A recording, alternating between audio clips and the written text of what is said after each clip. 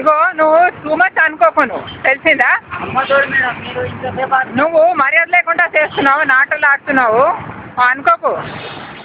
మీరు ఆవేశం ఎక్కువ ఆలోచించి మాట్లాడలేదు. నువ్వు మర్యాద లేకుండా చేస్తున్నావు, మీ తల్లితో చేస్తున్నట్లు, అర్థమైందా?